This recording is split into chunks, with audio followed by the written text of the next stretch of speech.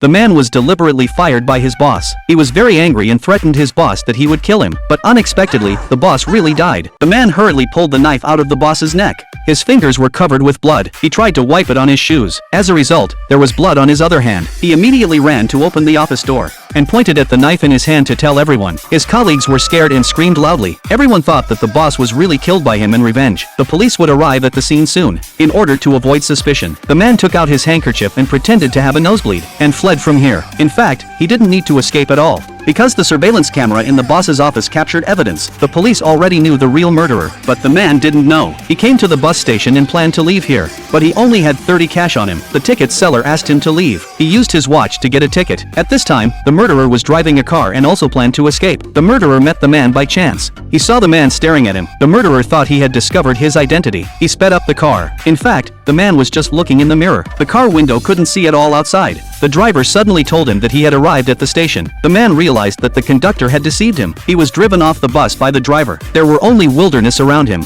The man walked until dawn. He picked up a mushroom to fill his stomach. He was almost poisoned. Just when he was desperate, a car suddenly appeared. The car keys were also in the car. He drove away happily. The man thought he had successfully registered the hotel under a fake name. Little did he know that the real danger had just begun. After the man took a shower, he wanted to pick up his clothes and put them on. He found that the murderer's car in the newspaper was the one he drove. He angrily hit his head against the wall. The real murderer was on the other side of the wall. The police suddenly came. The man had to cover his head with a towel and leave. The police were puzzled by his behavior. Because the murderer was 1.8 meters tall and weighed 80 kilograms, it was impossible for him. But the hotel owner suddenly appeared and identified him. The man turned his head in fear. The police were even more puzzled. Unexpectedly, the murderer thought the man was reporting him. He took out a gun and fought with the police. The man saw the opportunity and escaped. Have you seen this movie?